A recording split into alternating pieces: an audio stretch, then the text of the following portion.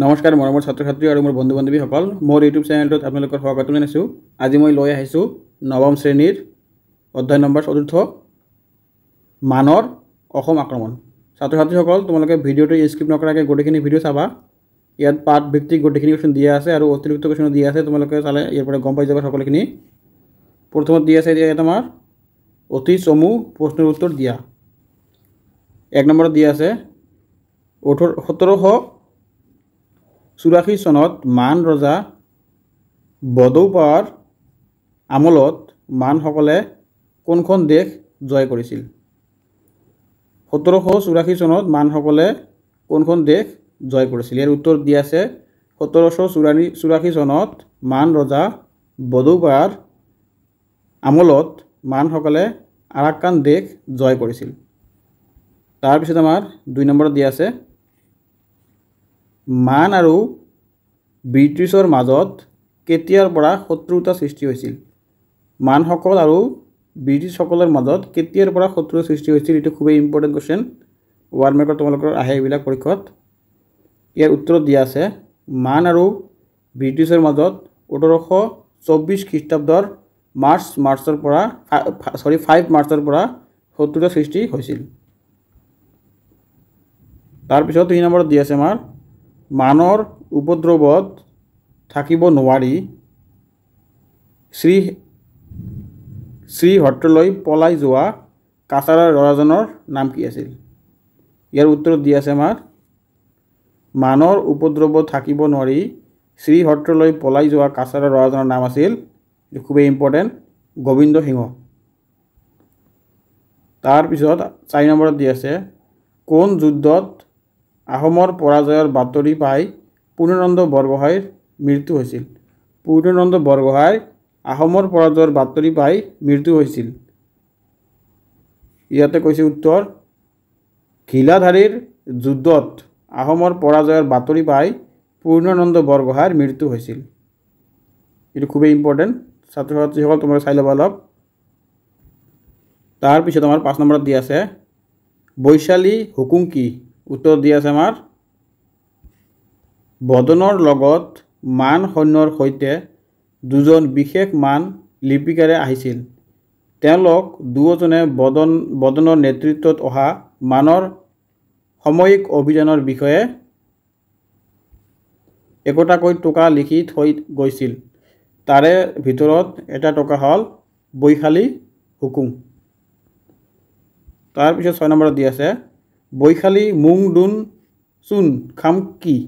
উত্তৰ বদনৰ লগত মান সৈন্যৰ সৈতে দুজন বিশেষ মান লিপিকাৰে আহিছিল। তেওঁলোক দুয়োজনে বদনৰ নেতৃত্বত অহা মানৰ সাময়িক অভিযানৰ বিষয়ে একোটাকৈ টোকা লিখি থৈ গৈছিল। তাৰে ভিতৰত এটা টোকাৰ নাম হ'ল বৈশালী মুং দুন চুন খাম। ৭ নম্বৰত দি আছে বদন চন্দ্ৰৰ সৈতে মান সৈন্য আহোঁতে অসমৰ প্ৰধানমন্ত্ৰী কোন আছিল? ইয়াতে কৈছে ছাত্ৰ ছাত্ৰীসকল বদন চন্দ্ৰৰ সৈতে যেতিয়া মানসকল আহিছিল তেতিয়া অসমৰ প্ৰধানমন্ত্ৰী কোন আছিল? ইয়াৰ উত্তৰটো অতি সহজভাৱে দিয়া আছে বদন চন্দ্ৰৰ সৈতে মান সৈন্যৰ আহোঁতে অসমৰ প্ৰধানমন্ত্ৰী আছিল পূৰ্ণানন্দ বৰগোহাঁই। এইটো খুবেই ইম্পৰ্টেণ্ট, তোমালোকে চাই ল'বা, 1 মাৰ্কত আহিব পাৰে। ৮ নম্বৰত দি আছে বদন চন্দ্ৰই কিমান মান সৈন্যৰ লগত আনিছিল? মানে বদন চন্দ্ৰই কিমান মান সৈন্য লগত আনিছিল? ইয়াৰ উত্তৰ দিয়া আছে বদন চন্দ্ৰই ৮,০০০ মান সৈন্য লগত আনিছিল। ৯ নম্বৰত দি আছে আমাৰ বদন চন্দ্ৰই অসমত সোমাই কিমান অতিৰিক্ত সৈন্য গোটাইছিল? বদন চন্দ্ৰ অসমত সোমাই কিমান অতিৰিক্ত সৈন্য জগাইছিল? উত্তৰ দি আছে বদন চন্দ্ৰই অসমত সোমাই ৮,০০০ অতিৰিক্ত সৈন্য গোটাইছিল। তাৰপিছত ১০ নম্বৰত দি আছে বদন চন্দ্ৰকান্ত সিংহই কি উপাধিৰে প্ৰধানমন্ত্ৰী পাতিছিল? বদন চন্দ্ৰক কোনে প্ৰধানমন্ত্ৰী পাতিছিল? চন্দ্ৰকান্ত সিংহই। আৰু কি উপাধিৰে পাতিছিল সেইটোৱে অলপ ক'ব লাগিব। বদন চন্দ্ৰকান্তই সিংহত মন্ত্ৰী বৰফুকন উপাধিৰে প্ৰধানমন্ত্ৰী পাতিছিল। তাৰপিছত আমাৰ 11 নম্বৰ দি আছে মানৰ আক্ৰমণ কোন চনত হৈছিল মানে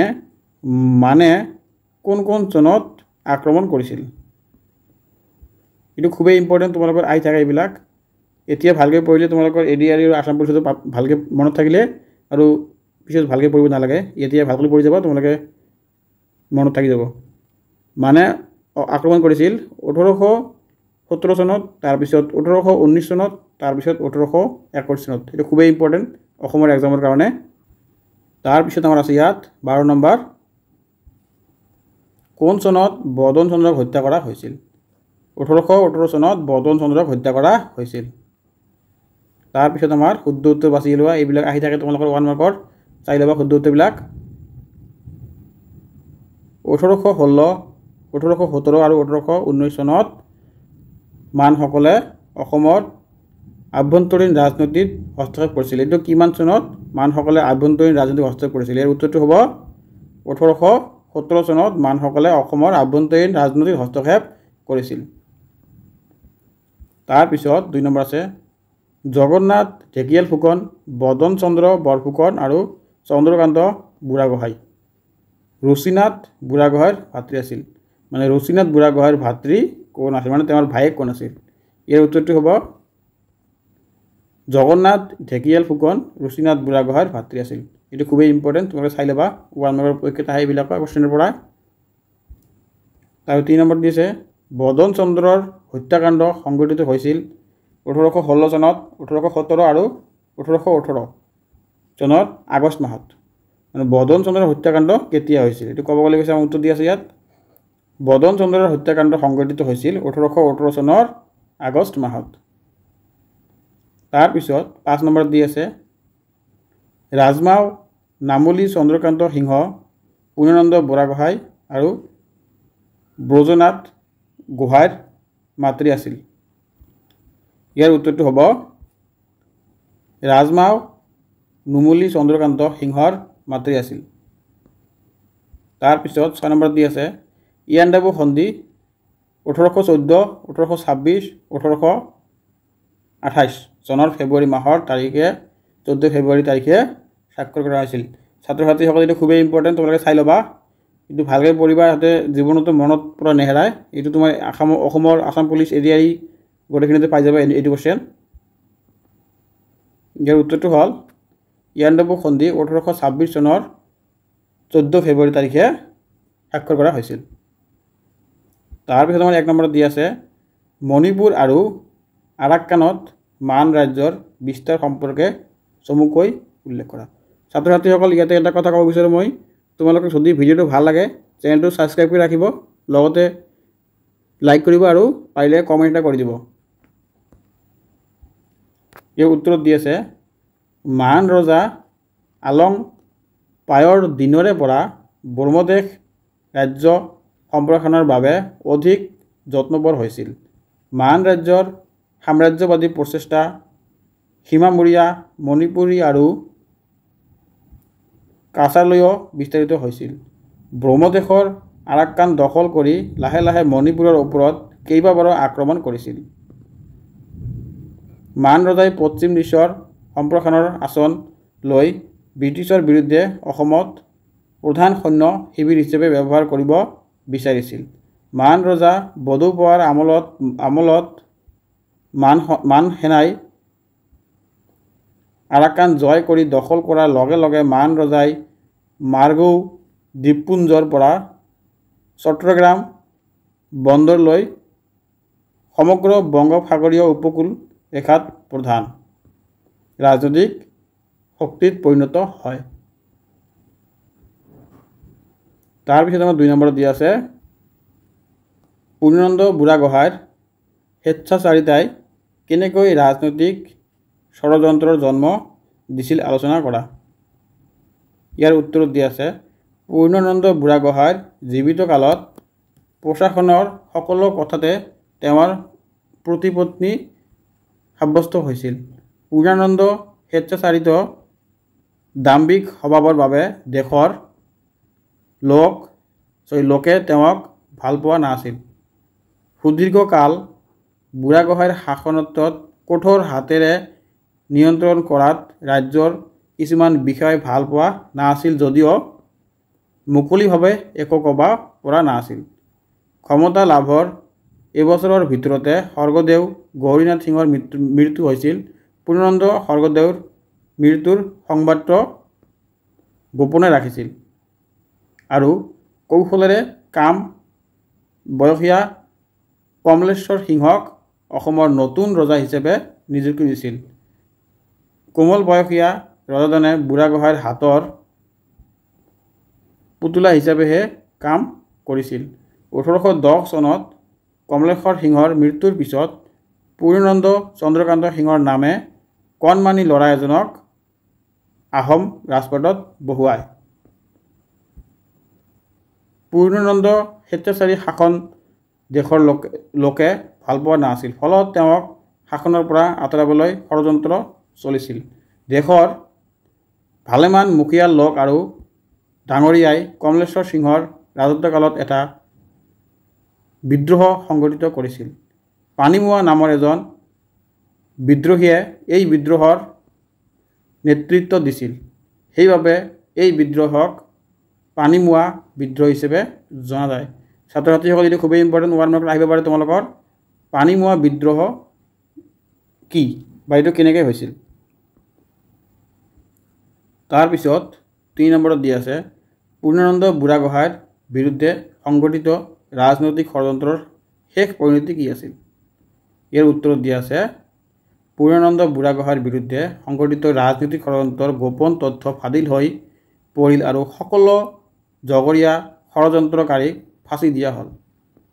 তাৰপিছত সৎৰামে চন্দ্ৰকান্ত সিংহৰ আশ্ৰয় লৈছিল, যদিও তেওঁক নামৰূপ লৈ নিৰ্বাচন দিয়া হৈছিল। দন্তুৱা বিদ্ৰোহৰ বদন চন্দ্ৰ বৰফুকন জড়িত থকাৰ পিছৰ পৰাই পূৰ্ণানন্দ আৰু বদনৰ সম্পৰ্কৰ অৱনতি ঘটিছিল। তদুপৰি পূৰ্ণানন্দ বুঢ়াগোহাঁইয়ে গম পালে যে সৎৰাম বিদ্ৰোহত বদন বৰফুকন জড়িত হৈ আছিল। পূৰ্ণানন্দ বুঢ়াগোহাঁইৰ বিৰুদ্ধে বদন চন্দ্ৰ নিজৰ আৰু ৰজা চন্দ্ৰকান্তৰ সমৰ্থক ব্ৰিটিছৰ সামৰিক সাহায্যৰ বিচাৰে। ব্ৰিটিছ চৰকাৰে পূৰ্ণানন্দৰ কৰ্তব্যনিষ্ঠাৰ বিষয়ে জানিছিল আৰু সেয়ে তেওঁৰ বিৰুদ্ধে বদনক সহায় কৰিবলৈ সন্মত নহ'ল। তাৰপিছত আমাৰ 4 নম্বৰত দি আছে বদন চন্দ্ৰ বৰফুকনৰ নেতৃত্বত মানে কিয় অসম আক্ৰমণ কৰিছিল? ছাত্ৰ ছাত্ৰীসকল এইটো খুবেই ইম্পৰ্টেণ্ট, তোমালোকৰ 3 মাৰ্কত আহিব পাৰে, চাই ল'বা। উত্তৰত দি আছে আমাৰ বদন চন্দ্ৰই পূৰ্ণানন্দৰ অত্যাচাৰ আৰু স্বেচ্ছাচাৰী শাসন অতিষ্ঠ হৈ ব্ৰিটিছৰ পৰা সহায় নাপাই মান দেশৰ ৰজা বদৌপৰ সহায় বিচাৰিছিল। সেইমতে মান ৰজাই পোনপটীয়াকৈ অসম জয় কৰাৰ কথা নাভাবি পূৰ্ণানন্দৰ বিৰুদ্ধে বদনক সামৰিক সাহায্য দিছিল। এই সন্মিলিত সেনাৰ নেতৃত্ব দিছিল বদন বৰফুকনে। মানসকলে সেইবাবে অসমক মান সাম্ৰাজ্যৰ অন্তৰ্ভুক্ত কৰিবলৈ অহা নাছিল আৰু স্বৰ্গদেউক কোনো ধৰণৰ নিৰ্দেশো দিয়া নাছিল। মান সেনা অসমলৈ অহাৰ এমাহৰ পিছতেই নিজ দেশলৈ ঘূৰি গৈছিল। মানসকল 1817 খ্ৰীষ্টাব্দৰ সামৰিক অভিযানৰ মুখ্য উদ্দেশ্য আছিল পূৰ্ণানন্দ বুঢ়াগোহাঁইৰ স্বেচ্ছাচাৰিতাৰ পৰা বদন বৰফুকনক আৰু স্বৰ্গদেউ চন্দ্ৰকান্ত সিংহক ৰক্ষা কৰা।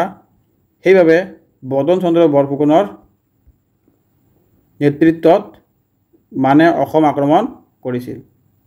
তাৰপিছত আমাৰ আছে ইয়াত 5 নম্বৰত বদন চন্দ্ৰ বৰফুকনৰ নেতৃত্বত অসমত মানৰ ৰাজনৈতিক হস্তক্ষেপ সম্পৰ্কে এটা চমু টকা আলোচনা কৰা।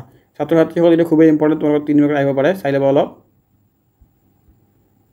তাৰপিছত আমাৰ এই উত্তৰটো আছে ইয়াত বদন বৰফুকনে বদৌপোৱাৰ সহায় লৈ 8,000 মান সেনা আৰু বাটত মানৰ কৰতলীয়া ৰজা কেইজনমানৰ পৰা 8,000 মুঠ 16,000 সৈন্য লৈ পাটকাই পথেদি অসম সোমালে।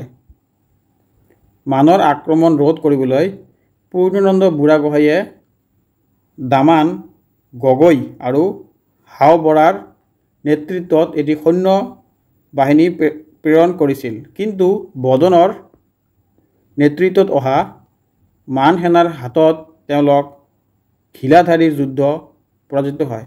ছাত্ৰ ছাত্ৰীসকল ঘিলাধাৰীৰ যুদ্ধত কোনে পৰাজিত হয়? ইয়াতে দিয়া আছে, ঘিলাধাৰীত পূৰ্ণানন্দই পঠিওৱা সেনা বাহিনীৰ পৰাজয়ৰ বাতৰি পায়েই তেওঁৰ মৃত্যুমুখত পৰে। তেওঁৰ পুত্ৰ ৰুচিনাথক স্বৰ্গদেউ পদৰ অধিষ্ঠিত কৰা হয়। ৰুচিনাথৰ গাত দেউতাকৰ গুণ নাছিল। তেওঁ চৰম বিপৰ্যয়ৰ দিনৰ আহোমক নেতৃত্ব দিব পৰা আন কোনো বিষয়া নাছিল। তাৰপিছত মানসকলক ভেটা দিবলৈ ঠিক কৰা হ'ল সৈন্য যোগাৰ কৰি ডিঙিৰো পাবে। তাৰপিছত কঁঠালবাৰীত তেওঁলোকে মানৰ লগত যুঁজ দিয়ে আৰু এইবাৰো পৰাজিত হয়। 6 নম্বৰত দি আছে আমাৰ ইয়াত, মানৰ অসম আক্ৰমণৰ কাৰণসমূহ আলোচনা কৰা।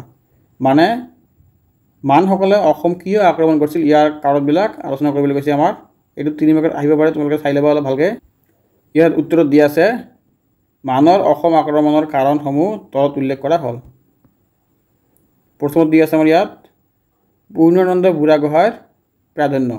পূৰ্ণানন্দ বুঢ়াগোহাঁই জীৱিত কালত প্ৰশাসনৰ সকলো কথাতে তেওঁৰ প্ৰতিপত্তি সাব্যস্ত হৈছিল। তাৰপিছত 2 নম্বৰ কাৰণটো আছে ইয়াত, বদন বৰফুকন আৰু পূৰ্ণানন্দৰ বিৰোধ। দন্দুৱা দ্ৰোহত বদন চন্দ্ৰ বৰফুকন জড়িত থকাৰ সন্দেহৰ পিছৰ পৰাই পূৰ্ণানন্দ আৰু বদনৰ সম্পৰ্কৰ অৱনতি ঘটিছিল।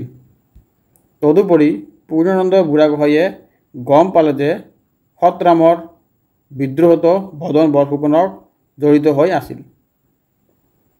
তাৰপিছত আমাৰ 3 নম্বৰ আছে, মানৰ হস্তক্ষেপ। ইতিমধ্যে বদন বৰফুকনে কলিকতাত থকা ব্ৰহ্মদেশৰ প্ৰতিনিধিজনক লগ ধৰি ব্ৰিটিছৰ পৰা সহায়ৰ কোনো আশা নেদেখি বদনে এই প্ৰতিনিধিজনৰ সৈতে ব্ৰহ্মদেশৰ অমৰাপুৰীলৈ গৈ মান ৰজাক সাক্ষাৎ কৰিছিল। কেইবাটাও কাৰণত মান ৰজাই বদনক সহায় কৰিবলৈ সন্মত হ'ল। মান ৰজাৰ আলং পয়াৰ দিনৰে পৰা ব্ৰহ্মদেশে ৰাজ্য সম্প্ৰসাৰণৰ বাবে অধিক যত্নবৰ হৈছিল। তেওঁ ৰাজ্যৰ পশ্চিম ফালে ৰাজ্য বিস্তাৰ নীতি গ্ৰহণ কৰিছিল। 7 নম্বৰ দি আছে, মানৰ অসম আক্ৰমণৰ পৰিণতিসমূহ ফহিয়াই দেখুওৱা। ইয়াৰ উত্তৰ দি আছে আমাৰ, মানৰ অসম আক্ৰমণৰ পৰিণতিসমূহ তলত উল্লেখ কৰা হৈছে। 1 নম্বৰ আছে, মানৰ অসম আক্ৰমণে অসমত আহোমৰ 600 বছৰীয়া ৰাজত্বৰ অৱসৰণ পথ মুকলি কৰি দিছিল। 2 নম্বৰ হ'ল, আহোম স্বৰ্গদেউসকল অস্থায়ীভাৱে হ'লেও ব্ৰহ্মদেশৰ ৰজাৰ তলতীয়া হৈ পৰিছিল। তাৰপিছত 3 নম্বৰত দি আছে, আহোম ৰজাসকল নামতহে ৰজা হৈ আছিল। তেওঁলোকৰ হাতত যি সামৰিক শক্তিৰ প্ৰয়োজন আছিল সকলোখিনি প্ৰায় শেষ হৈ আহিছিল। ৰাজনৈতিক অস্থিৰতাৰ সৃষ্টি হৈছিল। সিংহাসনৰ প্ৰাপ্তিৰ বাবে চলা আভ্যন্তৰীণ সংঘাতে আহোমৰ ৰাজত্বকালক দুৰ্বল কৰি পেলাইছিল। উপায় নাইকিয়া হৈ চন্দ্ৰকান্ত সিংহ বংগদেশৰ ব্ৰিটিছ সাম্ৰাজ্যলৈ পলাই গৈছিল। পূৰ্ণানন্দৰ সিংহেও ব্ৰিটিছ ৰাজ্যত আশ্ৰয় লৈ আছিল। দেশৰ ডাঙৰীয়াসকলে দেশ ৰক্ষা কৰাত সহায় কৰিব নোৱাৰিলে। তাৰপিছত মানৰ আক্ৰমণে অসমৰ উৱলি যোৱা শাসন ব্যৱস্থা নিষেধ কৰি পেলালে। তাৰপিছত 8 নম্বৰত দিয়া আছে, কোনটো বিদ্ৰোহক পানীমোৱা বিদ্ৰোহ বুলি কোৱা হয়?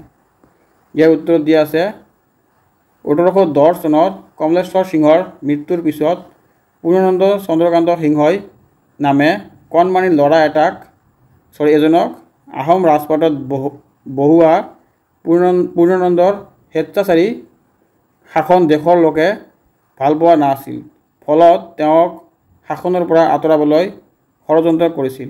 দেশৰ ভালেমান মুখীয়া লোক আৰু ডাঙৰীয়াই কমলেশ্বৰ সিংহৰ ৰাজত্বকালত এই বিদ্ৰোহ সংগঠিত কৰিছিল। পানীমোৱা নামৰ এজন বিদ্ৰোহীয়ে এই বিদ্ৰোহৰ নেতৃত্ব দিছিল। সেইবাবে এই বিদ্ৰোহক পানীমোৱা বিদ্ৰোহ হিচাপে জনা যায়। ছাত্ৰ ছাত্ৰীসকল এইটো আগতে পাই আহিছা, তোমালোকে যদি আগতে পাইছা এইটো আৰু পঢ়িব নালাগে, সেইটো মুখস্থ কৰিলে হৈ যাব। তাৰপিছত আমাৰ দি আছে 9 নম্বৰত 1870 চনৰ অসমত মানসকলৰ সাময়িক হস্তক্ষেপৰ 2টা ফলাফল উল্লেখ কৰা। ইয়াত উত্তৰ দি আছে 1870 চনৰ অসমত মানসকলে সাময়িক হস্তক্ষেপৰ 2টা ফলাফল হ'ল ক নম্বৰ পূৰ্ণদণ্ড স্বেচ্ছাচাৰিতাৰ অৱসান ঘটিছিল আৰু খ নম্বৰটো আছে ইয়াত চন্দ্ৰকান্ত সিংহক ৰজা পতা হ'ল। তাৰপিছত 10 নম্বৰত দি আছে প্ৰথম ইংগ বৰ্মা যুদ্ধ কেতিয়া সংঘটিত হৈছিল? এই যুদ্ধখন ক'ত সংঘটিত হৈছিল? ইয়াৰ উত্তৰটো হ'ব প্ৰথম ইংগ বৰ্মা যুদ্ধ 1828 খ্ৰীষ্টাব্দৰ 5 মাৰ্চত সংঘটিত হৈছিল। এই যুদ্ধখন ব্ৰহ্মদেশত সংঘটিত হৈছিল। এইটো খুবেই ইম্পৰ্টেণ্ট, তোমালোকৰ 2 মাৰ্কছত আহিব পাৰে ছাত্ৰ ছাত্ৰীসকল, তোমালোকে ভালকৈ পঢ়ি ল'বা। তাৰপিছত আমাৰ 11 নম্বৰত দি আছে ইয়াণ্ডাবু সন্ধিৰ উল্লেখযোগ্য ফলাফলসমূহ উল্লেখ কৰা। ইয়াৰ উত্তৰত দি আছে ইয়াণ্ডাবু সন্ধিৰ স্বাক্ষৰিত হৈছিল 1826 খ্ৰীষ্টাব্দৰ 24 ফেব্ৰুৱাৰী তাৰিখ ইংৰাজ কোম্পানীৰ চৰকাৰ আৰু ব্ৰহ্মদেশৰ ৰজাৰ মাজত। এই সন্ধিৰ ফলত ইংগ বৰ্মা সংঘৰ্ষ অন্ত পৰিল। এই চুক্তিৰ পিছত মানসকলে অসম এৰিবলৈ বাধ্য হয় আৰু অসমৰ সম্পূৰ্ণৰূপে ব্ৰিটিছ চৰকাৰৰ হাতলৈ যায়। এই সন্ধিৰ 2য় অনুচ্ছেদ অনুযায়ী আভা ৰজাই ওচৰ চুবুৰীয়া ওচৰত সকলো দাবী ত্যাগ কৰে, লগতে ভৱিষ্যতলৈও সকলোবোৰ তেওঁ হস্তক্ষেপ নকৰিবলৈ প্ৰতিজ্ঞাবদ্ধ হয়। তাৰপিছত এইবোৰে আছিল ইয়াণ্ডাবু সন্ধিৰ উল্লেখযোগ্য সফলতা। তাৰপিছত আমাৰ 12 নম্বৰত দি আছে ইয়াণ্ডাবু সন্ধিৰ গুৰুত্ব সম্পৰ্কে লিখা। উত্তৰ অসমৰ লগতে সমগ্ৰ উত্তৰ পূৰ্বাঞ্চলৰ বাবে ইয়াণ্ডাবু সন্ধি আছিল অতি গুৰুত্বপূৰ্ণ ৰাজনৈতিক সিদ্ধান্তৰ সন্ধি। এই সন্ধিয়ে অসম বুৰঞ্জী ধাৰা সলনি কৰিছিল। এই সন্ধিৰ চৰ্তসমূহ ব্ৰিটিছৰ অনুকূলে গৈছিল। মানৰ ৰাজত্বৰ ওৰ পেলাই ব্ৰিটিছ ইষ্ট ইণ্ডিয়া কোম্পানীয়ে শাসনভাৰ গ্ৰহণ কৰে। উল্লেখযোগ্য যে এই সন্ধিৰ আগৰে পৰাই মানসকলক বিতাড়িত কৰাৰ অজুহাতত ব্ৰহ্মপুত্ৰ উপত্যকাত ব্ৰিটিছে নিজৰ প্ৰভাৱ বিস্তাৰ কৰিছিল। তাৰপিছত আমাৰ দিয়া আছে চমুটকা লিখা। ছাত্ৰ ছাত্ৰীসকল তাৰপিছত আমাৰ 1 নম্বৰত দিয়া আছে বড়ৌপায়া। বড়ৌপায়া আছিল ব্ৰহ্মদেশৰ ৰজা। বড়ৌপায়াৰ আমলৰ মান সেনাই আৰাকান জয় কৰি দখল কৰাৰ লগে লগে মান ৰজাই মাৰগুই দ্বীপপুঞ্জৰ পৰা চট্টগ্ৰাম বন্দৰলৈ সমগ্ৰ বংগোপসাগৰীয় উপকূল ৰেখাৰ প্ৰধান ৰাজনৈতিক শক্তিত পৰিণত হয়। তাৰপিছত 2 নম্বৰ দি আছে গম্ভীৰ সিং। গম্ভীৰ সিং আছিল মণিপুৰী ৰজা গম্ভীৰ সিঙৰ আক্ৰমণত তিষ্ঠিব নোৱাৰি কাছাৰৰ ৰজা গোবিন্দ সিংহ ইংৰাজৰ শৰণাপন্ন হৈছিল। তাৰপিছত আমাৰ 3 নম্বৰত দি আছে গোবিন্দ চন্দ্ৰ। গোবিন্দ চন্দ্ৰ কাছাৰৰ ৰজা আছিল।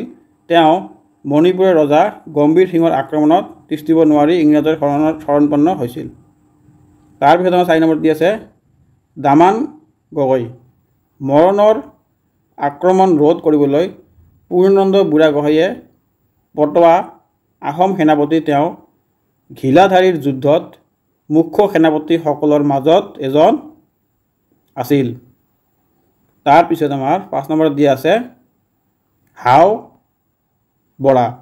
ঘিলাধাৰী যুদ্ধৰ এজন আহোম সেনাপতি আছিল যাক পূৰ্ণানন্দ বুঢ়াগোহাঁইয়ে ঘিলাধাৰী যুদ্ধৰ বাবে মুখ্য সেনাপতি হিচাপে নিয়োগ কৰিছিল।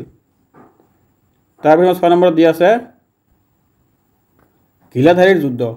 মানৰ আক্ৰমণ ৰোধ কৰিবলৈ পূৰ্ণানন্দ বুঢ়াগোহাঁইয়ে দামান গগৈ আৰু হাও বৰাৰ নেতৃত্বত এটি সৈন্য বাহিনী প্ৰেৰণ কৰিছিল, কিন্তু বদনৰ নেতৃত্বত এটি সৈন্য বাহিনী প্ৰেৰণ কৰিছিল, কিন্তু বদনৰ নেতৃত্বত অহা মান সেনাৰ হাতত তেওঁলোক ঘিলাধাৰী যুদ্ধত পৰাজিত হয়। ঘিলাধাৰীত পূৰ্ণানন্দই পঠিওৱা সেনা বাহিনীৰ পৰাজয় পায়েই পূৰ্ণানন্দ বৰগোহাঁইৰ মৃত্যুমুখত পৰে। তাৰপিছত 7 নম্বৰত দি আছে ব্ৰজনাথ। ব্ৰজনাথ সিংহ ৰজা ৰাজেশ্বৰ সিংহৰ নাতি আৰু পূৰ্ণানন্দ সিংহৰ দেউতাক আছিল। তাৰপিছত আমাৰ আছে ইয়াত পূৰ্ণানন্দ সিংহ। ব্ৰজনাথ সিংহৰ পুত্ৰ আছিল পূৰ্ণানন্দ সিংহ। ব্ৰজনাথ সিংহৰ অংগক্ষত হোৱাৰ বাবে পুতেক পূৰ্ণানন্দক ৰজা পতা হৈছিল। তাৰপিছত আমাৰ আছে ইয়াত 9 নম্বৰত লুকু ডেকা ফুকন। চন্দ্ৰকান্ত সিংহই লুকু ডেকা ফুকনৰ নেতৃত্বত ৰুচিনাথৰ বিৰুদ্ধে এটা সৈন্য বাহিনী প্ৰেৰণ কৰি নিজে ৰংপুৰলৈ আঁতৰি গৈছিল। লুকু ফুকন চন্দ্ৰকান্ত সিংহই পঠোৱা সৈন্য বাহিনীটোৰ সেনাপতি আছিল। চন্দ্ৰকান্ত সিংহই প্ৰেৰণ কৰা উক্ত সেনাবাহিনীটো ৰুচিনাথৰ হাতত পৰাভুক্ত হোৱাৰ লগতে সেনাপতি লুকু ডেকা ফুকন ৰণত নিহত হয়। তাৰপিছত 10 নম্বৰত দিয়া আছে আলুমিংগী। বদন চন্দ্ৰ বৰফুকনৰ হত্যাৰ পুতক তুলিবলৈ আৰু চন্দ্ৰকান্তক পুনৰ সিংহাসনত বহুৱাবলৈ আলুমিংগৰ নেতৃত্বত ব্ৰহ্মৰজাই 1819 খ্ৰীষ্টাব্দত এটি সৈন্যবাহিনী পঠাই দিয়ে। ৰাজ্য পূৰ্ণানন্দ আৰু ৰুচিনাথ বুঢ়াগোহাঁই গুৱাহাটীলৈ পলাই গ'ল। চন্দ্ৰকান্তই পূৰ্ণানন্দক ধৰিবলৈ গুৱাহাটীলৈ সৈন্য পঠোৱা বুলি জানি পূৰ্ণানন্দ আৰু ৰুচিনাথে বংগদেশলৈ গৈ ইংৰাজৰ আশ্ৰয় ল'লে। মিংগিমা তিলবৰৰ নেতৃত্বত এদল মান সেনা চন্দ্ৰকান্তৰ সহায়ৰ কাৰণে ৰাখি আলুমিংগ ব্ৰহ্মদেশলৈ উভতি যায়। তাৰপিছত আমাৰ 11 নম্বৰত দিয়া আছে দেৱনিয়া। 1821 চনৰ পৰা 1825 চনলৈকে এই সময়ছোৱাক মানৰ দিন বুলি কোৱা হয়।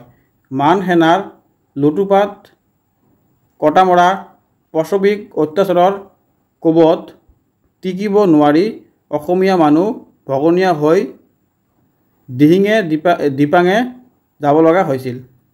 তাৰপিছত 11 নম্বৰত দি আছে ইয়াণ্ডাবু সন্ধি। এতিয়া আমি আগতে পাই আহিছোঁ 1826 খ্ৰীষ্টাব্দৰ 24 ফেব্ৰুৱাৰী তাৰিখে ইয়াণ্ডাবু নামে ঠাইত ইংৰাজ কোম্পানী চৰকাৰ আৰু ব্ৰহ্মদেশৰ ৰজাই সন্ধিপত্ৰত স্বাক্ষৰ কৰে। এয়ে আছিল ইয়াণ্ডাবু সন্ধি। জৰিয়তে প্ৰথম ইংগ বৰ্ম যুদ্ধৰ সামৰণি হৈছিল। ইয়াণ্ডাবু সন্ধিৰ চৰ্তসমূহ আছিল 1 নম্বৰত দি আছে মান ৰজাই যুদ্ধৰ ক্ষতিপূৰণ বাবদ কোম্পানীক 1 কোটি টকা পৰিশোধ কৰিব লাগিব। আৰু 2 নম্বৰত দি আছে আৰাক্কান আৰু টেনাচেৰিম প্ৰদেশ ব্ৰিটিছৰ হাতলৈ যাব। তাৰপিছত ছাত্ৰ ছাত্ৰীসকল এইটো খুবেই ইম্পৰ্টেণ্ট, তোমালোকৰ অতিৰিক্ত কুৱেশ্যন দি আছে। অতিৰিক্ত কুৱেশ্যনবিলাকৰ পৰা 1 নম্বৰ আহি থাকে, তোমালোকৰ চাই ল'বা। প্ৰথমত দি আছে আমাৰ ইয়াত মানসকল কোন দেশৰ লোক আছিল? মানসকল ব্ৰহ্মদেশৰ লোক আছিল, এইটো খুবেই ইম্পৰ্টেণ্ট। 2 নম্বৰত দি আছে আহোম ৰজা গৌৰীনাথ সিংহৰ পিছত সিংহাসনত কোন বহিছিল? উত্তৰ কমলেশ্বৰ সিংহ। তাৰপিছত 3 নম্বৰত দি আছে চিংফৌ নেতা বিছানাঙে কোন গাভৰুক কোন মান ৰজালৈ উপহাৰ হিচাপে আগবঢ়াইছিল? ইয়াৰ উত্তৰটো আছে ৰঙিলী নামেৰে এজনী আহোম গাভৰুক। তাৰপিছত আমাৰ 4 নম্বৰত দি আছে আহোম ৰজাই কাক প্ৰতাপ বল্লভ উপাধি দিছিল? উত্তৰত দি আছে আমাৰ বৰফুকন কলীয়া ভোমৰাক। 5 নম্বৰ কিমান চনত কমলেশ্বৰ সিংহৰ মৃত্যু হৈছিল? 1810 চনত।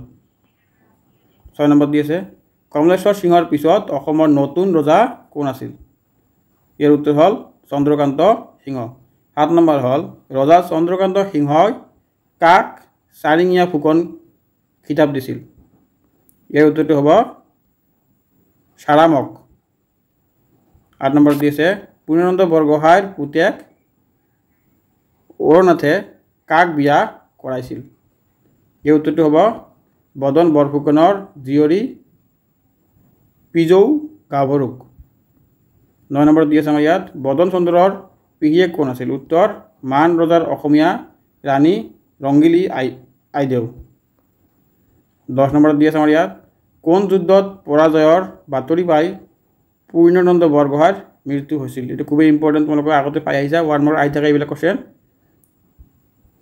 ঘিলাধি যুদ্ধত ছাত্ৰ ছাত্ৰীসকল ভিডিঅ'টো ইয়াতে শেষ কৰিলোঁ তোমালোকে পাৰিলে কমেণ্ট কৰি জনাবা আৰু কেনেকুৱা ধৰণৰ ভিডিঅ' লাগে আৰু কোনটো পাৰ্টৰ ভিডিঅ' লাগে ধন্যবাদ